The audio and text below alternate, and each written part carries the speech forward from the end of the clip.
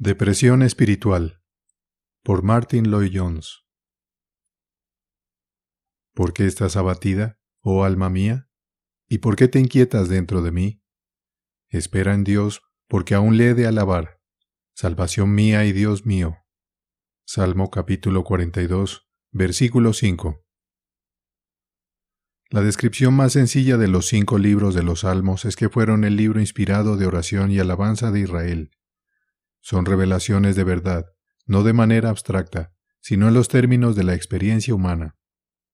La verdad revelada se manifiesta en las emociones, deseos y sufrimientos del pueblo de Dios a través de las circunstancias por las que pasan. Es precisamente porque esa es una descripción tan verídica de ellos que los salmos siempre han resultado ser una gran fuente de consuelo y aliento para el pueblo de Dios a lo largo de los siglos, tanto para los hijos de Israel como para los miembros de la Iglesia cristiana. Aquí podemos observar almas nobles luchando con sus problemas y consigo mismas. Se hablan a sí mismos y a sus almas, abriendo sus corazones, analizando sus problemas, reprendiéndose y animándose. A veces están exaltados, en otras ocasiones deprimidos, pero siempre son sinceros consigo mismos. Es por eso que son de un valor tan real para nosotros, si también somos sinceros con nosotros mismos. En este salmo en particular, que proponemos considerar, el salmista está triste y afligido. Por eso clama en palabras dramáticas: ¿por qué estás abatida, oh alma mía? ¿Y por qué te inquietas dentro de mí? Espera en Dios, porque aún le he de alabar, salvación mía y Dios mío. Esta declaración, que tenemos 2 veces en este salmo, se encuentra también en el siguiente salmo. Algunos consideran que el Salmo 43 es parte de la misma declaración y no un salmo separado. Es un asunto que no se puede decidir y es completamente inmaterial, pero en ambos salmos esta declaración se repite, ya que la encontramos al final del Salmo 43 también. El salmista está dando cuenta de su tristeza, la tristeza de su alma, la condición por la que estaba pasando cuando escribió estas palabras. Nos cuenta la causa de esa tristeza. Probablemente en ese momento en particular se le impedía unirse a otros en la adoración pública en la casa de Dios. Pero no solo eso, claramente estaba siendo atacado por ciertos enemigos.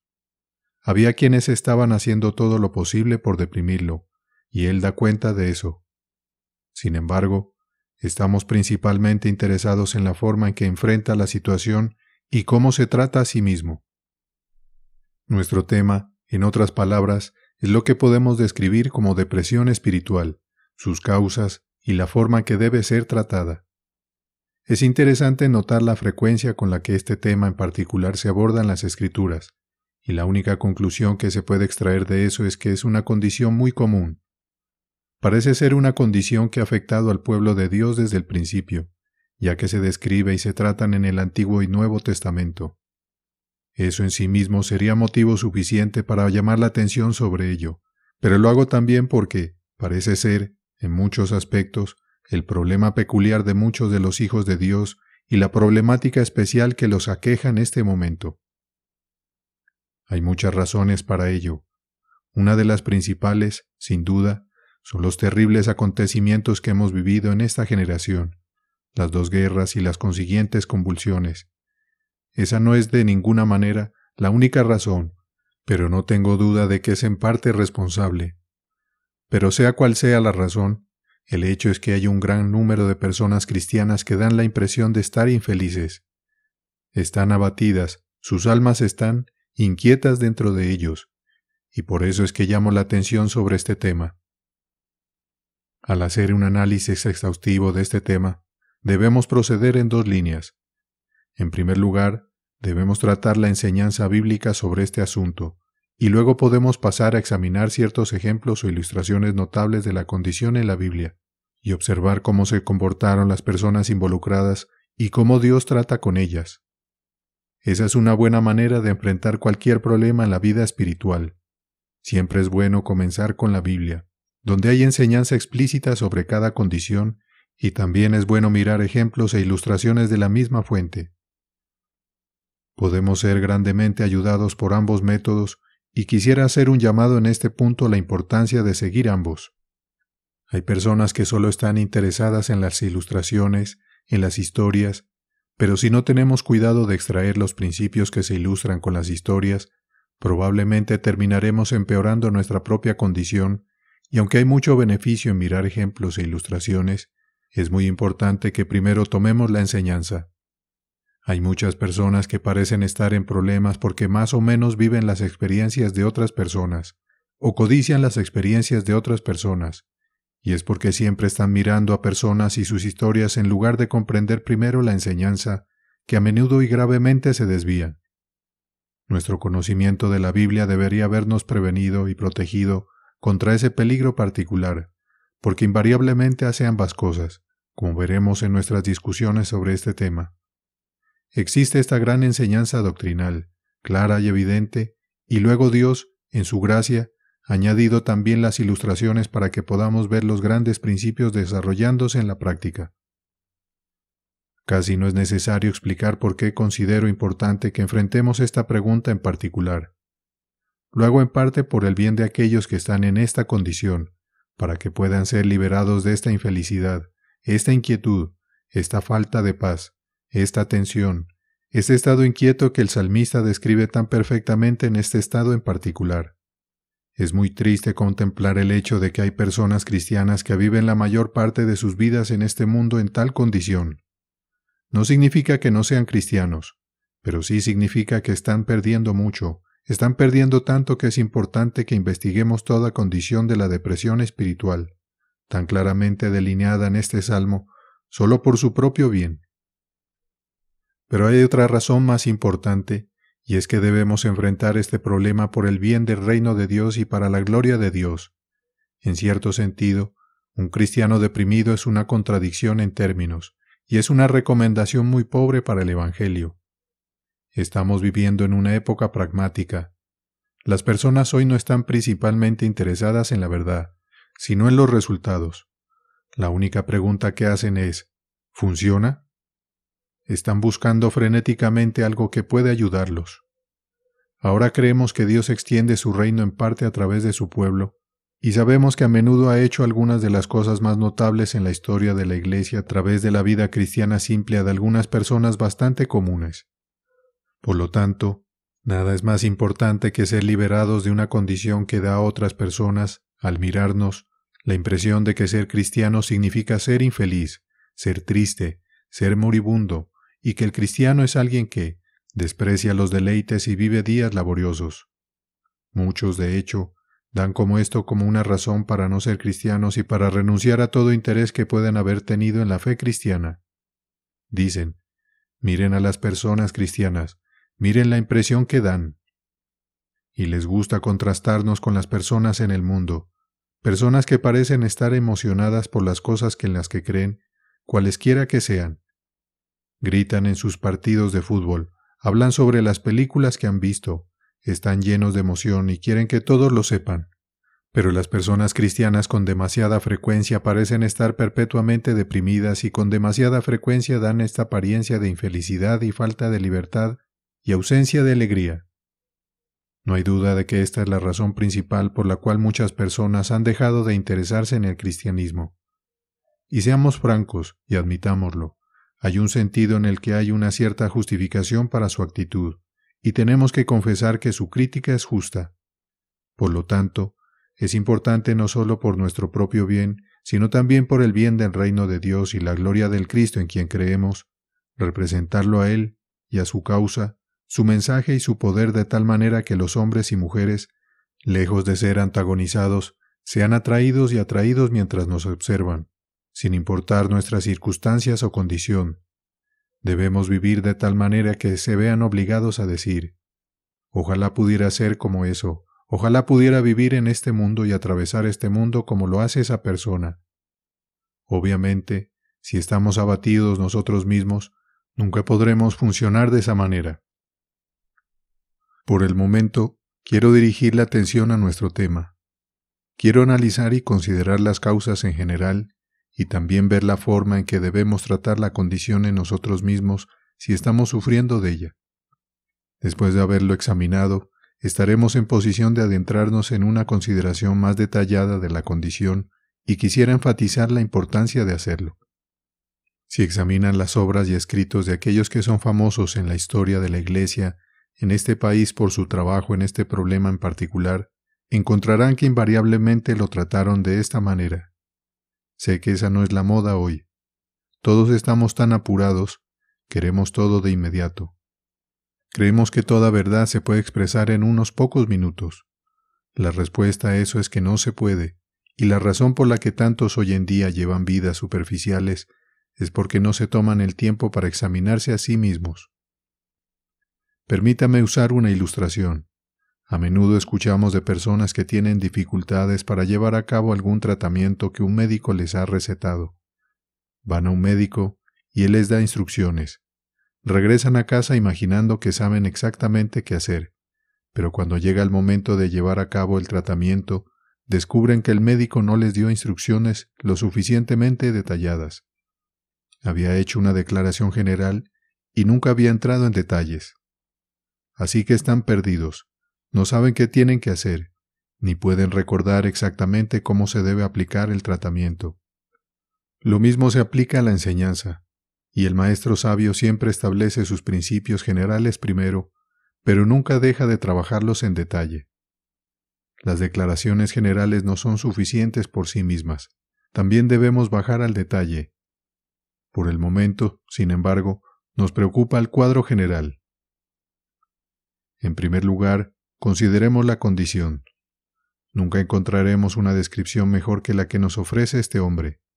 Es un retrato extraordinariamente preciso de la depresión espiritual.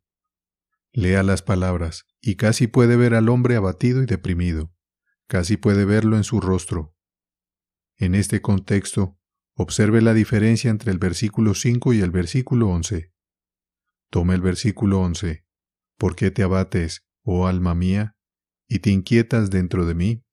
Espera en Dios, porque aún he de alabarlo, salvación mía y Dios mío.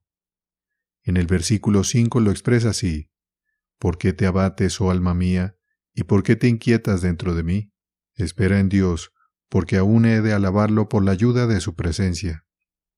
En el versículo 5 declara que la visión del rostro de Dios siempre es útil, pero en el versículo 11 habla de mi rostro.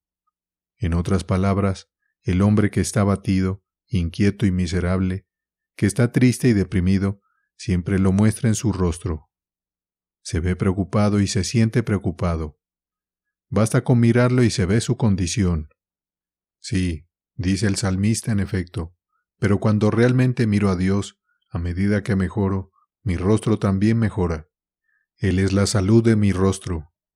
Pierdo esa apariencia tensa, demacrada, preocupada, atribulada, y comienzo a lucir tranquilo y sereno, equilibrado y radiante. Esto no es ponerse una máscara, sino algo inevitable. Si estamos deprimidos o infelices, nos guste o no, lo mostraremos en nuestro rostro. Por otro lado, si estamos en la relación correcta con Dios y en una verdadera condición espiritual, eso también debe expresarse inevitablemente en nuestro rostro. Aunque no esté sugiriendo que debamos tener perpetuamente esa sonrisa vana en nuestro rostro, que algunas personas creen que es esencial para manifestar la verdadera alegría cristiana. No necesitas fingir nada, estará allí, no puede evitar expresarse. Él es la salud de mi rostro. Pero miremos nuevamente el retrato de este pobre hombre. Parece como si estuviera cargando todo el universo, por así decirlo, sobre su espalda. Está abrumado, triste, preocupado, perplejo. No solo eso, nos dice que llora. Mis lágrimas han sido mi alimento de día y de noche. Está llorando y doloroso, y todo porque está en un estado de perplejidad y miedo.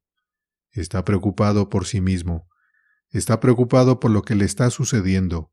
Está inquieto por estos enemigos que lo están atacando, insinuando cosas sobre él y su Dios. Todo parece estar por encima de él. No puede controlar sus sentimientos. Va más allá y dice que incluso está afectando su apetito. Dice que sus lágrimas han sido su alimento. Todos estamos familiarizados con este fenómeno. Si estás preocupado y ansioso, pierdes el apetito. No quieres comer. De hecho, te parece casi repulsivo. Ahora bien, aunque esta es una condición interesante, incluso desde el punto de vista puramente físico y médico, no debemos detenernos en ella, excepto para enfatizar la importancia de reconocer la imagen que presenta. El problema con esta condición es que, a menudo, mientras la estamos experimentando, no somos conscientes de la impresión que estamos causando en los demás, y debido a que deberíamos preocuparnos por esta impresión, no es algo malo que miremos la imagen objetiva. Si tan solo tuviéramos el poder de vernos a nosotros mismos como nos ven los demás, muchas veces sería el paso principal hacia la victoria y la liberación. Es bueno mirarnos a nosotros mismos y tratar de imaginar esta imagen que estamos presentando a los demás de una persona deprimida, llorosa y dolorosa, que no quiere comer ni ver a nadie y que está tan absorta en todas sus miserias que el tipo de imagen e impresión que presenta es de tristeza y depresión. Habiéndolo descrito de esta manera en general, ahora podemos proceder a exponer algunas de las causas generales de la condición. En primer lugar y ante todo, no dudaría en poner temperamento. Después de todo, existen ciertos tipos de personas. Me pregunto si alguien se sorprende de que lo ponga primero. Me pregunto si alguien quiere decir, cuando hablas de cristianos, no debes introducir temperamento o tipos.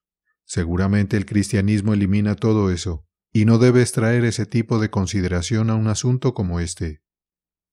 Ahora bien, esa es una objeción muy importante y debe ser respondida. Comenzamos diciendo que el temperamento, la psicología y la constitución no hacen la menor diferencia en lo que respecta a nuestra salvación. Esa es, gracias a Dios, la base misma de nuestra posición como cristianos. No importa lo que seamos por temperamento, todos somos salvados de la misma manera, por el mismo acto de Dios, en y a través de su Hijo, nuestro Señor y Salvador Jesucristo. Esa es nuestra respuesta a la psicología y a la crítica del cristianismo que a menudo resulta de un estudio de la psicología. Permítame aclarar esto. No importa cuál sea su trasfondo, no importa qué temperamento le haya sido dado en este mundo, todo eso no hace la menor diferencia en lo que respecta a la salvación. No reconocemos tal cosa como un complejo religioso. Nos gloriamos en el hecho de que la historia de la Iglesia demuestra abundantemente que se han encontrado, y todavía se encuentran hoy, todo tipo concebible de temperamento en la Iglesia del Dios vivo. Pero mientras enfatizo con todo mi ser el hecho de que el temperamento no hace la menor diferencia en lo que respecta a nuestra salvación fundamental, también estoy ansioso por enfatizar el hecho de que sí se hace una gran diferencia en la experiencia real de la vida cristiana y que cuando intentamos diagnosticar una condición como la depresión espiritual, es algo con lo que debemos empezar, es algo que debemos poner al principio. En otras palabras, según entiendo la enseñanza bíblica sobre este asunto, no hay nada que sea tan importante como que, sin demora y lo más rápido posible, lleguemos a conocernos a nosotros mismos.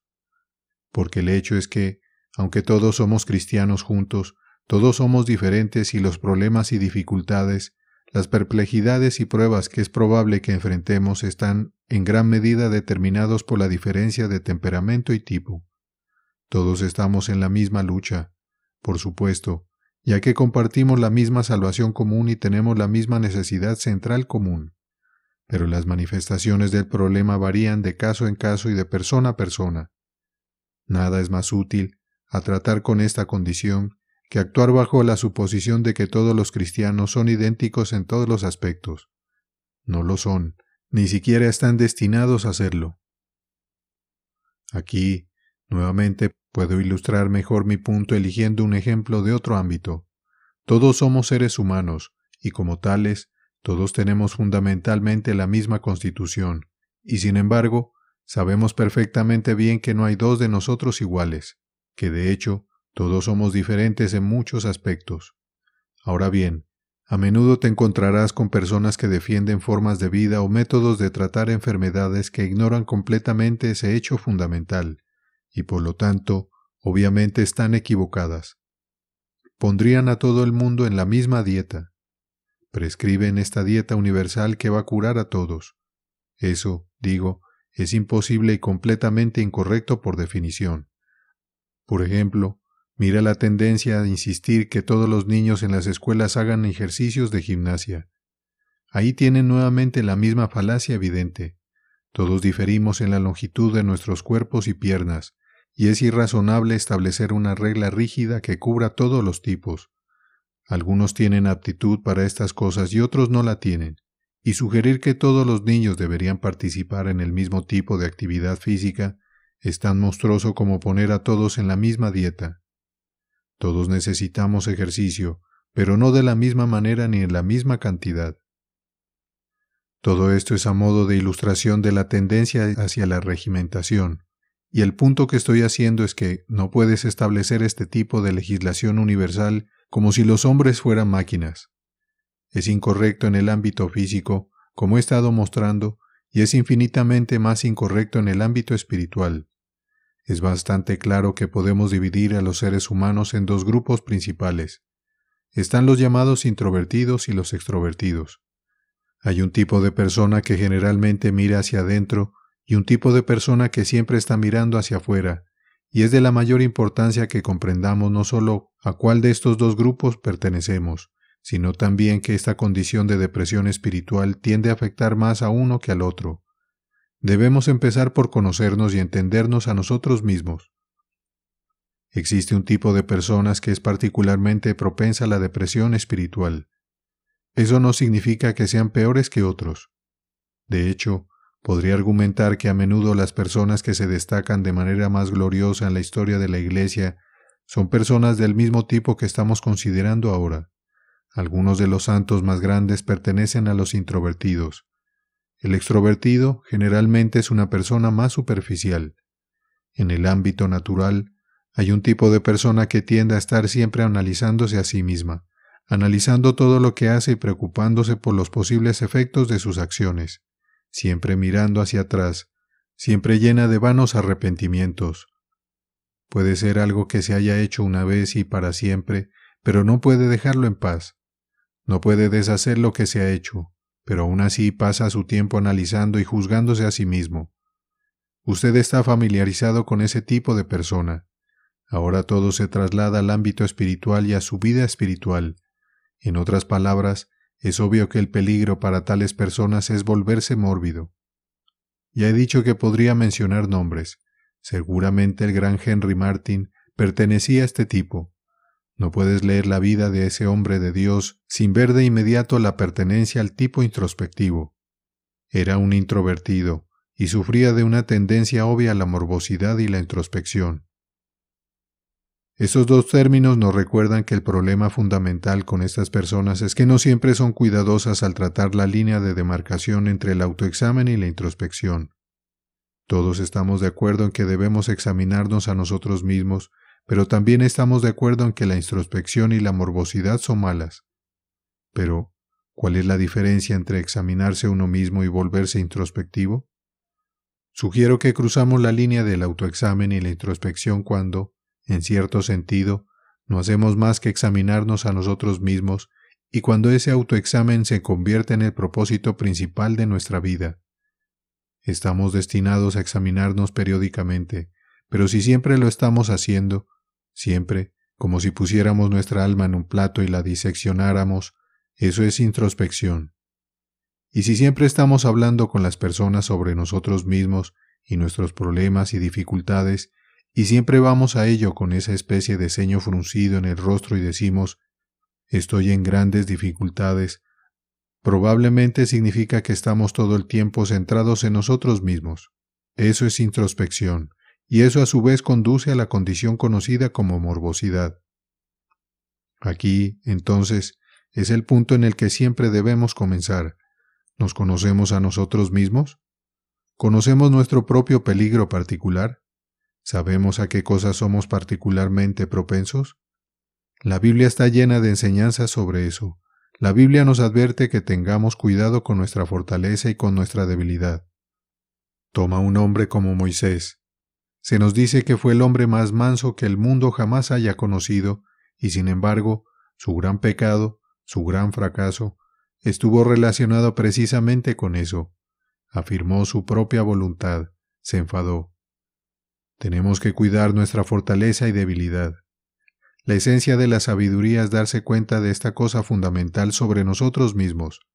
Si soy naturalmente un introvertido, siempre debo tener cuidado con eso, y debo advertirme contra eso, no sea que inconscientemente caiga en un estado de morbosidad. El extrovertido debe de la misma manera conocerse a sí mismo y estar alerta contra las tentaciones peculiares a su naturaleza. Algunos de nosotros por naturaleza y por el mismo tipo al que pertenecemos, somos más propensos a esta enfermedad espiritual llamada depresión espiritual que otros. Pertenecemos a la misma compañía de Jeremías, de Juan el Bautista, de Pablo, de Lutero y de muchos otros. Una gran compañía. Sí, pero no puedes pertenecer a ella sin estar inusualmente sujeto a este tipo particular de prueba. Pero pasemos a la segunda causa, las condiciones físicas. ¿Alguien se sorprende de nuevo? ¿Alguien sostiene la opinión de que mientras seas cristiano no importa cuál sea la condición de tu cuerpo? Bueno, pronto te desilusionarás si crees eso. Las condiciones físicas juegan su papel en todo esto. Es muy difícil trazar la línea entre esta causa y la causa anterior, porque el temperamento parece en cierto grado estar controlado por las condiciones físicas, y hay ciertas personas que constitucionalmente, casi en un sentido físico, son propensas a esta condición. En otras palabras, hay ciertas dolencias físicas que tienden a promover la depresión. Thomas Carlyle, supongo, es una ilustración destacada de esto. O toma ese gran predicador que predicó en Londres durante casi 40 años en el siglo pasado, Charles Spurgeon, uno de los verdaderamente grandes predicadores de todos los tiempos. Ese gran hombre estaba sujeto a la depresión espiritual, y la principal explicación en su caso era sin duda el hecho de que sufría de condición gotosa, que finalmente lo mató. Tuvo que enfrentar este problema de la depresión espiritual a menudo en una forma muy aguda. Una tendencia a la depresión aguda es un acompañante infalible de la gota que heredó de sus antepasados. Y hay muchos, descubro, que vienen a hablar conmigo sobre estos asuntos, en cuyo caso me parece bastante claro que la causa del problema es principalmente física. En este grupo, hablando en general, puedes incluir el cansancio, la sobrecarga, la enfermedad, cualquier forma de enfermedad. No puedes aislar lo espiritual de lo físico, porque somos cuerpo, mente y espíritu. Los cristianos más grandes y mejores, cuando están físicamente débiles, son más propensos a un ataque de depresión espiritual que en cualquier otro momento, y hay grandes ejemplos de esto en las Escrituras. Demos una palabra de advertencia en este punto. No debemos olvidar la existencia del diablo, ni permitir que nos atrape considerando como espiritual lo que es fundamentalmente físico. Pero podemos ser cuidadosos en todos los lados al hacer esta distinción, porque si cedemos a nuestra condición física, nos volvemos culpables en un sentido espiritual. Si reconocemos, sin embargo, que lo físico puede ser en parte responsable de nuestra condición espiritual y hacemos concesiones por eso, seremos mejores para tratar con lo espiritual. Otra causa frecuente de la depresión espiritual es lo que podemos describir como una reacción después de una gran bendición, una reacción después de alguna experiencia inusual y excepcional. Espero llamar la atención en algún momento sobre este caso de Elías bajo el enebro. No hay duda en mi mente de que su principal problema era que estaba sufriendo una reacción después de lo que había sucedido en el Monte Carmelo. Primera de Reyes, capítulo 19. Abraham tuvo la misma experiencia. Génesis, capítulo 15. Por esa razón, cuando las personas vienen a mí y describen alguna experiencia notable que han tenido, aunque me regocijo con ellos y doy gracias a Dios, siempre los observo cuidadosamente después y siempre estoy en guardia y aprensivo en su nombre, no sea que produzca una reacción. Eso no necesita suceder, pero a menos que seamos conscientes del peligro, puede ocurrir. Luego llegamos a la siguiente causa, y en cierto sentido, y en última instancia, esa es la última y única causa de la depresión espiritual. Es el diablo, el adversario de nuestras almas. Puede usar nuestros temperamentos y nuestra condición física. Así trata con nosotros que permitimos que nuestro temperamento nos controle y gobierne, en lugar de mantener el temperamento donde debe mantenerse. No hay fin a las formas en que el diablo produce depresión espiritual. Siempre debemos tenerlo en cuenta. El único objetivo del diablo es deprimir a los hijos de Dios para que pueda ir al hombre del mundo y decir, «Allí están los hijos de Dios. ¿Quieres ser como ellos?».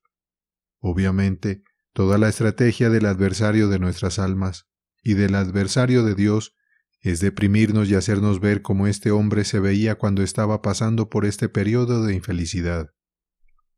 De hecho, puedo expresarlo de esta manera. La causa última de toda depresión espiritual es la incredulidad, porque si no fuera por la incredulidad, ni siquiera el diablo podría hacer nada. Es porque escuchamos al diablo en lugar de escuchar a Dios que caemos ante él y sucumbimos ante sus ataques. Por eso, este salmista se repite a sí mismo, «Espera en Dios, pues aún he de alabarle». Se recuerda a sí mismo a Dios. ¿Por qué? Porque estaba deprimido y había olvidado a Dios, de manera que su fe y su creencia en Dios y en el poder de Dios y en su relación con Dios no eran lo que deberían ser. Podemos resumirlo diciendo que la causa final y última es simplemente la incredulidad. Entonces hemos examinado las causas. ¿Qué hay acerca del tratamiento en general? Muy brevemente en este punto, lo primero que debemos aprender es lo que aprendió el salmista. Debemos aprender a tomar el control de nosotros mismos. Este hombre no se conformó con acostarse y compadecerse de sí mismo. Hace algo al respecto, se toma a sí mismo en sus manos. Pero hace algo aún más importante, y es que se habla a sí mismo. Este hombre se vuelve hacia sí mismo y dice, «¿Por qué te abates, oh alma mía? ¿Y por qué te inquietas dentro de mí?». Se está hablando a sí mismo, se está dirigiendo a sí mismo. Pero, dirá alguien, ¿no es eso precisamente lo que no debemos hacer, dado que nuestro gran problema es que pasamos demasiado tiempo con nosotros mismos? Seguramente contradice lo que has dicho. Nos advertiste contra la morbosidad y la introspección, y ahora nos dices que debemos hablar con nosotros mismos. ¿Cómo reconciliamos las dos cosas? De esta manera. Digo que debemos hablar con nosotros mismos en lugar de permitir que nosotros mismos nos hable. ¿Te das cuenta de lo que eso significa? Sugiero que el problema principal en todo este asunto de la depresión espiritual, en cierto sentido, es que permitimos que nuestro ser nos hable en lugar de hablar con nuestro ser. ¿Estoy tratando de ser deliberadamente paradójico? Para nada. Esta es la esencia misma de la sabiduría en este asunto. ¿Has notado que la mayoría de tu infelicidad en la vida se debe al hecho de que estás escuchándote a ti mismo en lugar de hablar contigo mismo? Toma esos pensamientos que vienen a ti en el momento en que te despiertas por la mañana. No los has originado, pero empiezan a hablarte. Te traen de vuelta los problemas de ayer. Alguien está hablando. ¿Quién te está hablando? Tu ser te está hablando. Ahora, el tratamiento de este hombre fue este. En lugar de permitir que este ser le hablara, él comenzó a hablar consigo mismo. ¿Por qué te abates, oh alma mía?, pregunta. Su alma lo había estado deprimiendo, aplastando, así que se levanta y dice, «Yo mismo, escúchame por un momento, te hablaré». ¿Sabes a lo que me refiero? Si no lo haces, has tenido muy poca experiencia. El arte principal en el asunto de la vida espiritual es saber cómo manejarte a ti mismo. Debes tomar el control de ti mismo, debes dirigirte a ti mismo, predicarte a ti mismo, cuestionarte a ti mismo. Debes decirle a tu alma, ¿por qué te abates? ¿Qué derecho tienes a estar inquieta? Debes volverte a ti mismo, reprenderte a ti mismo, condenarte a ti mismo, exhortarte a ti mismo, animarte a ti mismo, recordarte lo que sabes, en lugar de escucharte plácidamente y permitirte que te arrastre hacia abajo y te deprima, porque eso es lo que siempre hará, si le permites estar en control. El diablo se apodera del ser y lo utiliza para deprimirnos. Debemos levantarnos como lo hizo este hombre y decir, ¿por qué te abates? ¿Por qué te inquietas dentro de mí? Deja de ser así. Espera en Dios, pues aún he de alabarle por la ayuda de su presencia, Él, que es la salud de mi rostro y mi Dios. La verdadera fundación. Así que concluimos que el hombre es justificado por fe sin las obras de la ley. Romanos 3, versículo 28. Quiero considerar esta declaración contigo a la luz del texto fundamental que comenzamos a analizar la última vez. No cabe duda de que la condición conocida como depresión espiritual es una queja muy común. De hecho, cuanto más se piensa en ello y más se habla de ello, más se descubre cuán común es. Estamos considerando esta condición porque, como he sugerido, hay al menos dos grandes razones para hacerlo. La primera es que es muy triste que alguien permanezca en tal condición. Pero la segunda razón es aún más seria e importante, y es que esas personas son representantes muy pobres de la fe cristiana. A medida que enfrentamos el mundo moderno con su agitación y todas sus dificultades y tristezas, nada es más importante que nosotros, que nos llamamos a nosotros mismos cristianos y que reclamamos el nombre de Cristo, debemos representar nuestra fe de tal manera ante los demás, que les demos la impresión de que aquí está la solución y aquí está la respuesta. En un mundo donde todo ha salido tan tristemente mal, deberíamos destacar como hombres y mujeres aparte, personas caracterizadas por una alegría fundamental y una certeza a pesar de las condiciones y a pesar de la adversidad. Ahora bien, creo que estarás de acuerdo en que esta es la imagen que se da al pueblo de Dios a todas partes de las Escrituras, ya sea en el Antiguo Testamento o en el Nuevo. Esos hombres de Dios destacaron de esta manera, e independientemente de las circunstancias y condiciones, parecían poseer un secreto que les permitía vivir triunfalmente y ser más vencedores. Por lo tanto, nos corresponde examinar muy de cerca este estado de depresión espiritual. Ya hemos analizado la condición en general y considerado algunas de sus principales causas. Ya hemos visto que la esencia del tratamiento, según el salmista, es que debemos enfrentarnos realmente a nosotros mismos. En otras palabras, debemos hablar con nosotros mismos en lugar de permitirnos que nosotros mismos nos hable. Debemos tomar el control de nosotros mismos, debemos dirigirnos a nosotros mismos, debemos dirigirnos a nosotros mismos como el salmista se dirigió a sí mismo y a su alma, y hacernos la pregunta, ¿por qué estás abatida? ¿Por qué te inquietas dentro de mí? No tienes derecho a estar así. ¿Por qué estás deprimido y abatido? Se enfrenta a sí mismo y habla consigo mismo, argumenta consigo mismo y lo lleva de vuelta a la posición de fe. Se exhorta a tener fe en Dios y luego está en condiciones de orar a Dios. Quiero tomar este enfoque que el salmista promueve.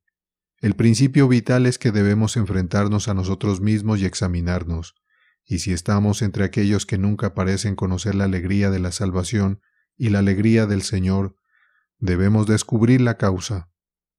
Las causas son muchas, y me parece que la esencia de la sabiduría en este asunto es abordar estas causas una por una y tratarlas en detalle. Nada debe darse por sentado. De hecho, podría establecerse fácilmente que la causa principal de problemas de este asunto es la tendencia fatal a dar las cosas por sentado. Cada vez más descubro que esto es así cuando hablo con otros acerca de estos asuntos. Hay muchas personas que parecen no llegar nunca a la verdadera posición cristiana porque no tienen claridad en sus mentes acerca de ciertos asuntos primarios, ciertas cosas fundamentales que deberían tratarse desde el principio. Con el riesgo de ser malinterpretados en este punto, vamos a expresarlo de la siguiente manera.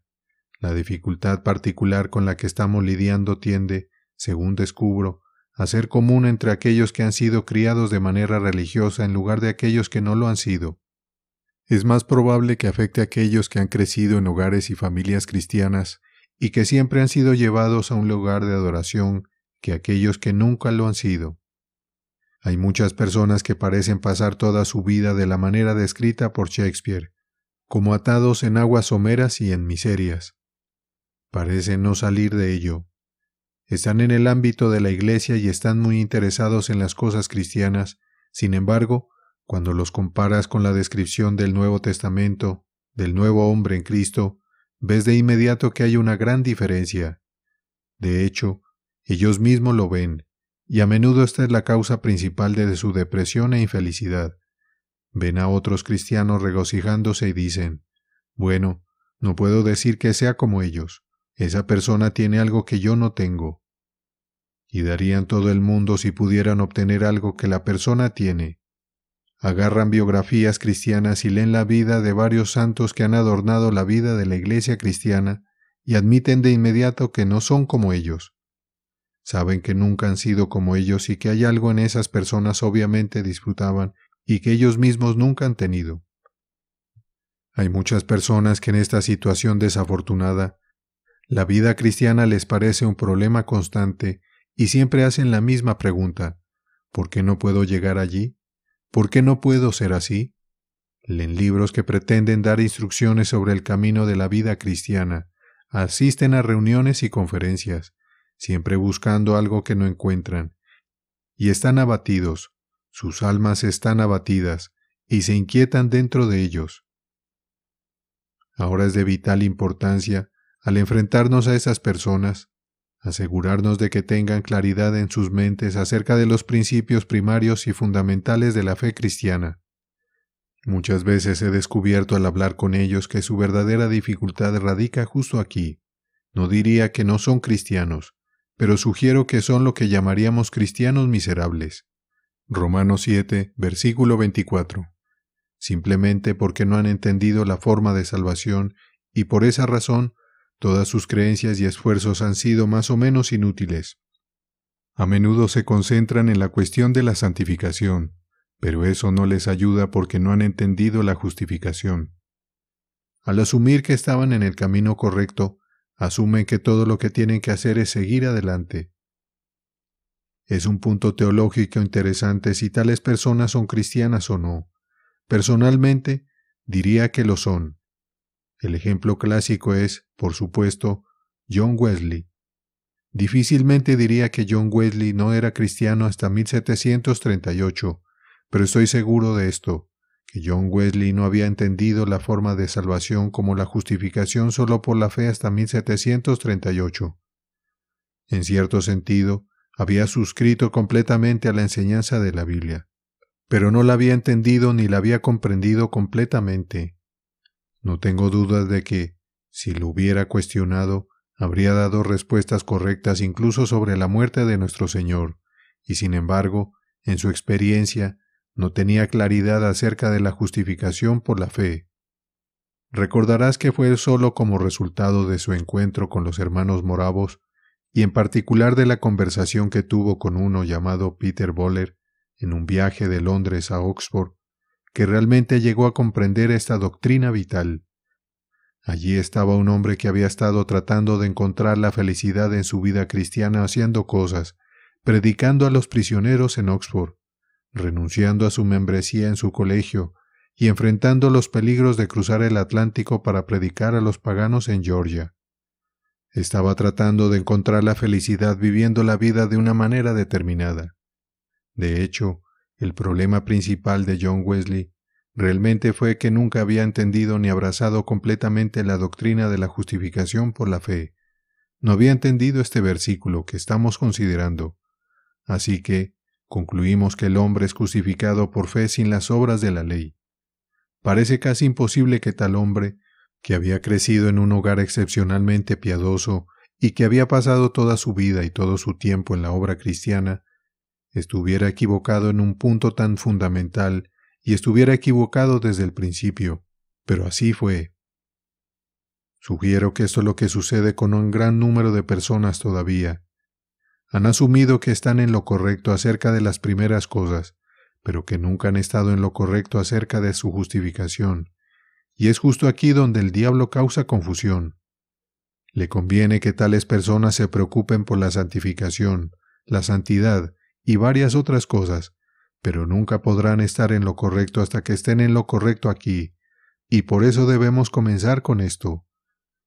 No sirve de nada seguir tratando con la superestructura si la base no está correcta. Por lo tanto, comenzamos con esta gran doctrina.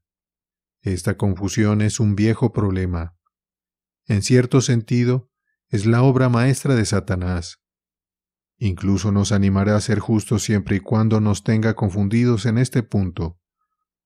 Que lo está haciendo en este momento actual es claro por el hecho de que la persona promedio en la iglesia parece considerar a los hombres como cristianos simplemente porque hacen buenas obras, aunque puedan estar completamente equivocados acerca de esta verdad preliminar. Es un problema antiguo, y fue el problema esencial con los judíos. Es lo que nuestro Señor estaba diciendo continuamente a los fariseos, y ciertamente fue el principal argumento que el apóstol Pablo tuvo con los judíos. Estaban completamente equivocados con respecto a toda la cuestión de la ley, y el problema principal era mostrarles la vista correcta de ella. Los judíos creían que la ley fue hecha por Dios para que el hombre pudiera salvarse guardándola. Decían que todo lo que tenían que hacer era guardar la ley, y que si guardaban la ley, se justificarían a sí mismos, y que si llevabas tu vida de acuerdo con la ley, Dios te aceptaría y serías grato a sus ojos. Y creían que podían hacerlo, porque nunca habían entendido la ley. Le dieron su propia interpretación y la convirtieron en algo que estaba al alcance de su mano. Y así pensaban que todo estaba bien. Esa es la imagen de los fariseos que se presenta en los Evangelios y en todo el Nuevo Testamento. Fue todo el problema esencial con los judíos, y todavía es la esencia del problema con muchas personas. Tenemos que darnos cuenta de que hay ciertas cosas acerca de las cuales debemos estar perfectamente claros antes de que realmente podamos tener paz y disfrutar de la vida cristiana.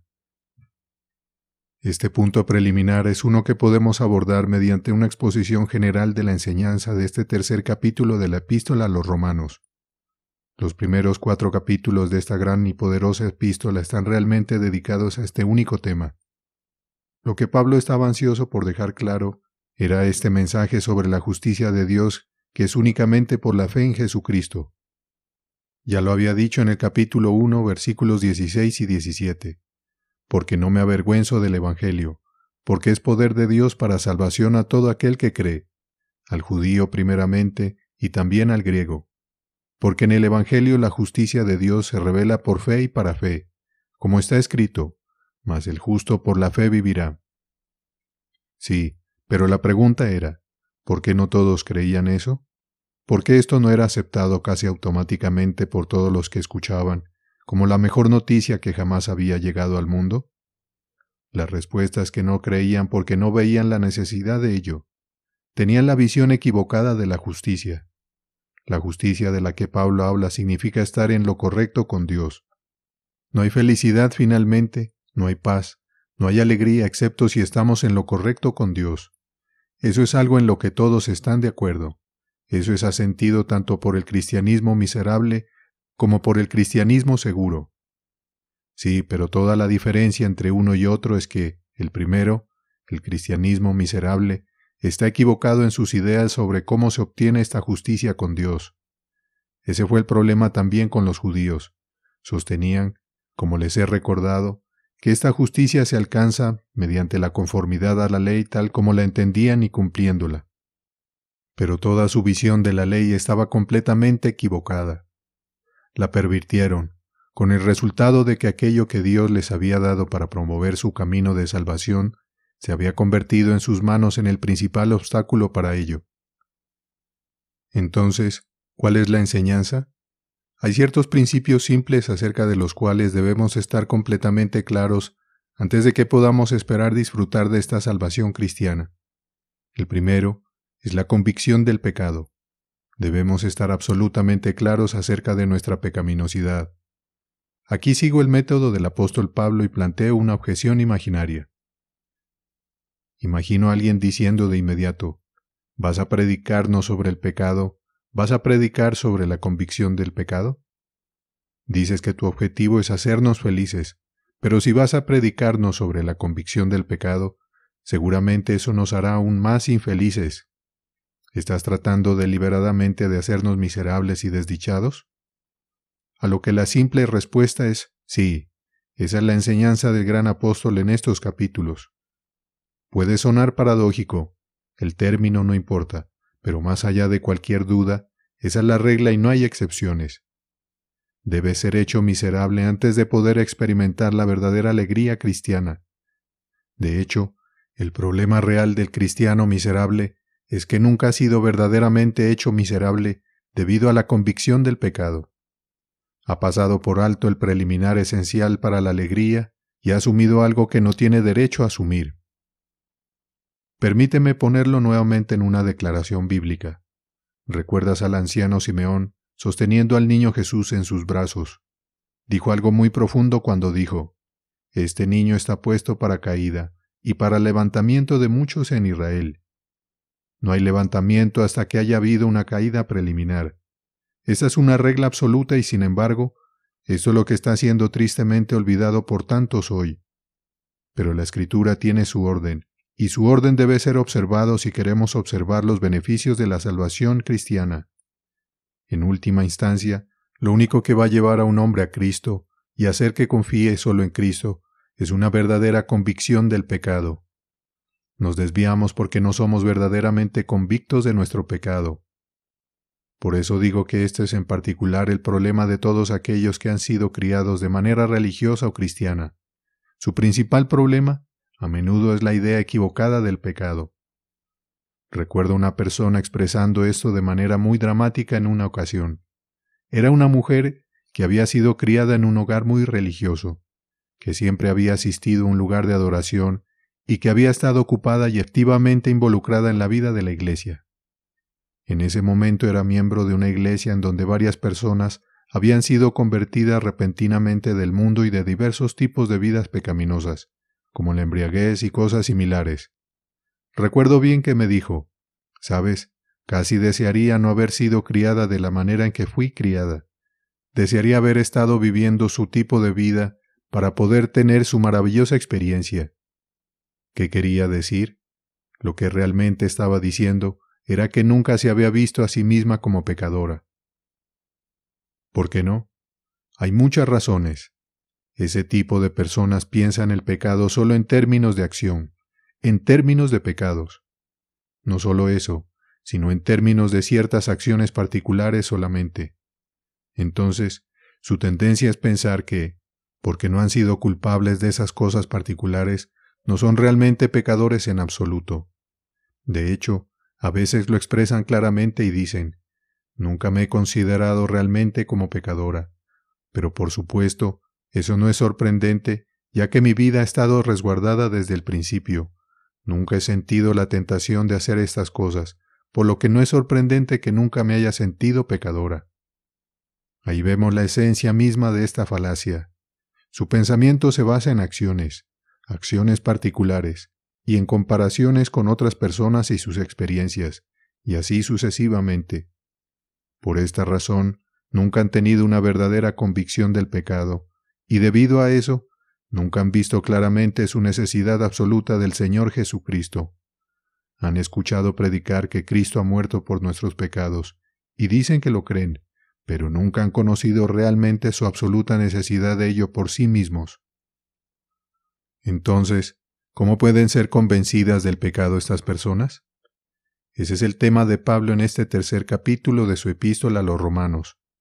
Realmente ha estado tratando esto a lo largo del segundo capítulo también. Esta es su forma de hacerlo. Esta es su gran tesis. No hay justo, ni aun uno. Todos se han extraviado. A una se hicieron inútiles. No hay quien haga lo bueno. No hay ni siquiera uno. ¿Quiénes son todos estos? Él sigue diciéndonos: judíos y gentiles por igual. Los judíos, por supuesto, estarían de acuerdo en que los gentiles eran ciertamente pecadores, fuera del camino, pecadores contra Dios. Pero espera un momento, dice Pablo en efecto, ustedes también son pecadores. La razón por la que los judíos odiaban a Cristo y lo crucificaron, toda la explicación del escándalo de la cruz, la razón por la que Pablo fue tratado como lo fue por sus propios compatriotas, que odiaban la fe cristiana, fue porque la fe cristiana afirmaba que el judío era también pecador como el gentil. Afirmaba que el judío, la persona que pensaba que siempre había vivido una vida justa y religiosa, era tan pecador como el pecador más flagrante entre los gentiles. Todos han pecado. Judíos y gentiles son igualmente condenados ante Dios. Lo mismo es cierto hoy. Si nos preocupa la convicción del pecado, lo primero que debemos hacer es dejar de pensar en pecados particulares. Cuán difícil nos resulta a todos esto. Todos tenemos estos prejuicios. Limitamos el pecado a ciertas cosas solamente, y porque no somos culpables de ellas, pensamos que no somos pecadores. Pero ese no es el camino para conocer la convicción del pecado. No fue de esa manera que John Wesley llegó a verse a sí mismo como pecador. ¿Recuerdas lo que lo llevó a una convicción de pecado? Comenzó cuando vio la forma en que algunos hermanos moravos se comportaban durante una tormenta en el Atlántico Medio. John Wesley estaba aterrorizado por la tormenta y tenía miedo de morir. Los moravos no lo estaban. Parecían estar tan felices en medio del huracán y en medio de la tormenta como cuando el sol brillaba. John Wesley se dio cuenta de que tenía miedo de la muerte. De alguna manera no parecía conocer a Dios como estas personas lo conocían. En otras palabras, comenzó a sentir su necesidad, y eso es siempre el comienzo de una convicción de pecado. El punto esencial es que la forma de saber que eres pecador no es compararte con otras personas, es enfrentarte a la ley de Dios. Bueno, ¿cuál es la ley de Dios? ¿No matarás, no hurtarás? Nunca he hecho eso, por lo tanto no soy un pecador. Pero amigo mío, esa no es la ley de Dios en su totalidad. ¿Te gustaría saber cuál es la ley de Dios? Aquí está. Amarás al Señor tu Dios con todo tu corazón, y con toda tu alma, y con toda tu mente, y con todas tus fuerzas. Este es el principal mandamiento, y el segundo es semejante. Amarás a tu prójimo como a ti mismo. Marcos 12, versículos 30 y 31. Olvida a los borrachos y a los que son así. Olvida a todas las personas de las que lees en la prensa en estos momentos. Aquí está la prueba para ti y para mí. ¿Estás amando a Dios con todo tu ser? Si no lo estás, eres un pecador. Esa es la prueba. Todos se han extraviado, a unas se hicieron inútiles, no hay quien haga lo bueno, no hay ni siquiera uno. Dios nos ha hecho y nos ha hecho para Él mismo. Hizo al hombre para su propia gloria y tenía la intención de que el hombre viviera completamente para Él. El hombre iba a ser su representante y a vivir en comunión con Él. Iba a ser el Señor del universo, iba a glorificar a Dios. Como se dice en el Catecismo Menor, el fin principal del hombre es glorificar a Dios y gozar de Él para siempre. Y no lo estás haciendo. Eres un pecador del peor tipo, ya sea que lo sepas y lo sientas o no. O permíteme ponerlo de esta manera. Encuentro que esta es una forma valiosa de abordar el tema. Dios sabe que estoy predicando mi propia experiencia ante ti, porque fui criado de manera religiosa. También estoy predicando mi experiencia como alguien que a menudo tiene que ayudar a personas que han sido criadas de la misma manera. El hombre está destinado a conocer a Dios. Entonces, la pregunta es, ¿conoces a Dios? No estoy preguntando si crees en Dios o si crees ciertas cosas acerca de Él. Ser cristiano es tener vida eterna, y como nuestro Señor dice en Juan 17, versículo 3, y esta es la vida eterna, que te conozcan a ti, el único Dios verdadero, y a Jesucristo a quien has enviado. Así que la prueba que aplicamos a nosotros mismos es esa, y no, ¿he hecho esto o aquello? Mi prueba es una positiva. ¿Conoces a Dios? ¿Es Jesucristo real para ti? No estoy preguntando si conoces cosas sobre Él, pero ¿conoces a Dios? ¿Estás disfrutando de Dios? ¿Es Dios el centro de tu vida, el alma de tu ser, la fuente de tu mayor alegría? Él está destinado a hacerlo. Él hizo al hombre de tal manera que esa iba a ser la posición para que el hombre pudiera vivir en comunión con Dios, disfrutar de Dios y caminar con Dios. Tú y yo estamos destinados a ser así, y si no lo somos, eso es pecado. Esa es la esencia del pecado. No tenemos derecho a no ser así. Eso es pecado del tipo más profundo y peor. La esencia del pecado, en otras palabras, es que no vivimos completamente para la gloria de Dios. Por supuesto, al cometer pecados particulares agravamos nuestra culpa ante Dios, pero puedes ser inocente de todos los pecados graves y, sin embargo, ser culpable de esta cosa horrible, de estar satisfecho con tu vida, de tener orgullo en tus logros y de menospreciar a otros y sentir que eres mejor que otros. No hay nada peor que eso, porque te estás diciendo a ti mismo que de alguna manera estás más cerca de Dios que ellos, y sin embargo, todo el tiempo no lo estás. Si esa es tu actitud, eres como el fariseo en el templo que agradeció a Dios que no era como el otro hombre, este publicano. El fariseo nunca había visto la necesidad del perdón, y no hay pecado más terrible que ese. No conozco nada peor que la persona que dice, ¿sabes? Nunca he sentido realmente que soy un pecador. Esa es la cima del pecado porque significa que nunca has comprendido la verdad acerca de Dios y la verdad acerca de ti mismo. Lee el argumento del apóstol Pablo y encontrarás que su lógica no solo es inevitable, sino también irrefutable. No hay justo, ni aun uno. Sabemos que todo lo que la ley dice, lo dice a los que están bajo la ley, para que toda boca se cierre y todo el mundo quede bajo el juicio de Dios. Si nunca has comprendido tu culpa o pecaminosidad ante Dios, nunca tendrás alegría en Cristo. Es imposible. No he venido a llamar a justos, sino a pecadores. Los sanos no tienen necesidad de médico, sino los enfermos.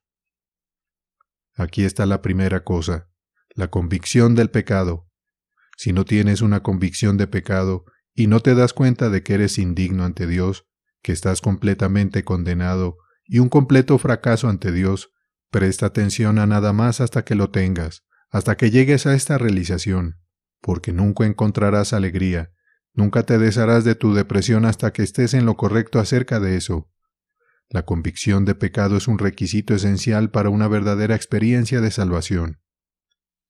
Esto me lleva al segundo principio. La segunda cosa que el verdadero cristiano se da cuenta es el camino de salvación de Dios en Cristo. Esta es la gran buena noticia. Eso es lo que estoy predicando. Dice Pablo, en efecto, a los romanos. Esta justicia que es de Dios, que está en Jesucristo, su justicia. ¿De qué está hablando? Puede formularse en una forma de pregunta si lo prefieres. ¿Cuál es tu opinión sobre Cristo? ¿Por qué vino al mundo? ¿Qué ha hecho Dios en Cristo? ¿Es Él solo un maestro, un ejemplo y así sucesivamente? No perderé tu tiempo mostrando la absoluta futilidad de todo eso. No, esto es algo positivo, esta justicia de Dios en Jesucristo. La salvación está toda en Jesucristo, y a menos que te sientas encerrado en Cristo después de que todo lo demás haya fallado, no eres cristiano, y no es sorprendente que no estés feliz. La justicia de Dios en Jesucristo significa que Dios lo envió al mundo para que honrara la ley y así los hombres pudieran ser perdonados. Aquí está uno que dio perfecta obediencia a Dios. Aquí está uno, Dios en carne, que ha tomado la naturaleza humana para sí mismo, y como hombre, ha rendido homenaje perfecto a Dios, lealtad perfecta, obediencia perfecta.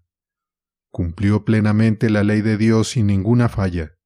No solo eso, Pablo agrega otras cosas en esta declaración clásica de la doctrina de la expiación, a quien Dios puso como propiciación por medio de la fe en su sangre, para manifestar su justicia, a causa de haber pasado por alto, en su paciencia, los pecados pasados, con la mira de manifestar en este tiempo su justicia, a fin de que Él sea el justo, y el que justifica al que es de la fe de Jesús. Lo que significa esto es que antes de que el hombre pueda ser reconciliado con Dios, antes de que el hombre pueda conocer a Dios, este pecado suyo debe ser removido. Dios ha dicho que castigará al pecado, y que el castigo del pecado es la muerte, y el destierro de la presencia de Dios. Eso tiene que ser tratado. ¿Y qué ha sucedido? Bueno, dice Pablo, Dios lo ha puesto como propiciación. Ese es el medio que Dios ha empleado. Al ser propiciación por nuestros pecados, significa que Dios lo hizo responsable de nuestros pecados. Los ha puesto sobre Él, y Dios los ha tratado y castigado allí, y por lo tanto, porque ha castigado nuestros pecados en Cristo, en su cuerpo en la cruz, puede perdonarnos con justicia. ¿Ves que esto es una doctrina elevada? Es una cosa audaz que el apóstol dice, pero tiene que decírselo y lo repito. Dios, porque es justo y santo y eterno, no podría perdonar el pecado del hombre sin castigarlo. Dijo que lo castigaría, por lo que debe castigarlo, y bendito sea su nombre, lo ha castigado. Es justo, por lo tanto, y el justificador de los que creen en Jesús. El pecado ha sido castigado, por lo que Dios, que es justo, puede perdonar el pecado. ¿Cómo funciona entonces? Funciona de la siguiente manera. Dios acepta esta justicia de Cristo, esta justicia perfecta cara a cara con la ley que Él honró en todos los aspectos. La ha guardado y ha dado obediencia a ella, ha soportado su pena. La ley está completamente satisfecha. El camino de salvación de Dios, dice Pablo, es ese. Él nos da la justicia de Cristo.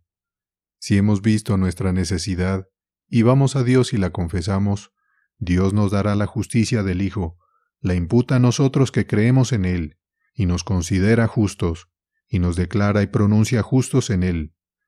Ese es el camino de la salvación, el camino cristiano de la salvación, el camino de la salvación a través de la justificación por la fe. Así que llegamos a esto, que veo y creo, y no miro a nada ni nadie más que al Señor Jesucristo. Me gusta la forma en que Pablo lo expresa. Pregunta, ¿dónde, pues, está la jactancia? Queda excluida. ¿Por cuál ley? ¿De las obras? No, sino por la ley de la fe. Judíos insensatos, dice Pablo, se jactan de que han sido circuncidados, que tienen los oráculos de Dios y que son el pueblo de Dios. Deben dejar de hacerlo. No deben apoyarse en el hecho de que tienen esta tradición y que son hijos de sus antepasados. No hay jactancia. Deben apoyarse exclusivamente en el Señor Jesucristo y en su obra perfecta. El judío no es superior al gentil en este aspecto. Todos han pecado y están destituidos de la gloria de Dios. Miramos a Cristo y solo a Cristo, y no a nosotros mismos en ningún aspecto. Para hacerlo bastante práctico, permíteme decir que hay una manera muy simple de probarte a ti mismo para saber si crees eso. Nos traicionamos a nosotros mismos por lo que decimos. El mismo Señor dijo que seríamos justificados por nuestras palabras, y qué verdadero es. A menudo he tenido que tratar este punto con las personas y les he explicado el camino de la justificación por la fe y les he dicho cómo está todo en Cristo y que Dios pone su justicia sobre nosotros. Les he explicado todo esto y luego les he dicho, bueno, ahora estás completamente feliz con eso, ¿lo crees? Y ellos dicen, sí. Entonces digo, bueno, entonces estás listo para decir que eres cristiano. Y ellos vacilan, y sé que no han entendido. Luego digo, ¿qué pasa? ¿Por qué estás dudando? Y ellos dicen, no siento que sea lo suficientemente bueno. Enseguida sé que en cierto sentido he estado perdiendo mi aliento. Todavía están pensando en términos de ellos mismos. Su idea aún es que tienen que hacerse lo suficiente buenos para ser cristianos, lo suficientemente buenos para ser aceptados con Cristo. Tienen que hacerlo. No soy lo suficientemente bueno. Suena muy modesto, pero es la mentira del diablo. Es una negación de la fe. Piensas que estás siendo humilde, pero nunca serás lo suficientemente bueno. Nadie ha sido lo suficientemente bueno. La esencia de la salvación cristiana es decir que Él es lo suficientemente bueno y que yo estoy en Él. Mientras sigas pensando en ti mismo y diciendo, ah, sí, me gustaría, pero no soy lo suficientemente bueno, soy un pecador, soy un gran pecador, estás negando a Dios y nunca serás feliz. Continuarás abatido y perturbado en tu alma. Pensarás que a veces eres mejor y luego descubrirás que no eres tan bueno como lo pensabas. Lees las vidas de los santos y te das cuenta que no estás en ningún lugar, así que sigues preguntando, ¿qué puedo hacer? Todavía siento que no soy lo suficientemente bueno. Olvídate de ti mismo, olvida todo acerca de ti mismo. Por supuesto que no eres lo suficientemente bueno, nunca serás lo suficientemente bueno. El camino cristiano de la salvación te dice esto, que no importa lo que hayas sido, no importa lo que hayas hecho. ¿Cómo puedo decirlo claramente? Trato de decirlo desde el púlpito todos los domingos porque creo que es lo que está privando a la mayoría de las personas de la alegría del Señor. No importa si has casi descendido a las profundidades del infierno, si eres culpable de asesinato, así como de cualquier otro pecado vil, no importa desde el punto de vista de ser justificado ante Dios. No eres más desesperado que la persona más respetable y autojustificada del mundo. ¿Crees eso? Hay otra manera de probarte a ti mismo. ¿Crees que desde el punto de vista de la salvación y la justificación ante Dios, todas nuestras distinciones habituales se abolieron de un golpe, y que lo que determina si somos pecadores o no, no es lo que hemos hecho, sino nuestra relación con Dios? Por lo tanto, digo que esta es la prueba, que reconoces de buena gana y dices claramente que miras a Cristo y solo a Cristo, y a nada ni nadie más, que dejas de mirar a pecados particulares y a personas particulares. No mires nada ni a nadie, sino que mira completamente a Cristo y di: mi esperanza está en nada más que en la sangre y la justicia de Jesús. No me atrevo a confiar en mi dulce estructura, sino que confío completamente en el nombre de Jesús. En Cristo la roca sólida me apoyo. Todo otro fundamento es arena movediza. Debes creer tanto en esto como para poder ir más allá y decir con santa audacia: los terrores de la ley y de Dios no pueden tener nada que ver conmigo. La obediencia y la sangre de mi Salvador ocultan todas mis transgresiones de la vista. ¿Te gustaría deshacerte de esa depresión espiritual? Lo primero que debes hacer es despedirte ahora y para siempre de tu pasado. Comprende que has sido cubierto y borrado en Cristo. Nunca mires atrás a tus pecados nuevamente. Di: está terminado, está cubierto por la sangre de Cristo. Ese es tu primer paso. Toma ese paso y termina contigo mismo, y todo este discurso sobre la bondad propia, y mira al Señor Jesucristo. Solo entonces la verdadera felicidad y alegría serán posibles para ti. Lo que necesitas no es hacer resoluciones para vivir una mejor vida, comenzar a ayunar y sudar y orar. No, solo comienza a decir: en Él solo pongo mi fe, quien murió por mis transgresiones para expiarlas. Toma ese primer paso y descubrirás que inmediatamente comenzarás a experimentar una alegría y una liberación que nunca has conocido en tu vida antes. Así que concluimos que el hombre es justificado por la fe sin las obras de la ley. Bendito sea el nombre de Dios por una salvación tan maravillosa para pecadores desesperados.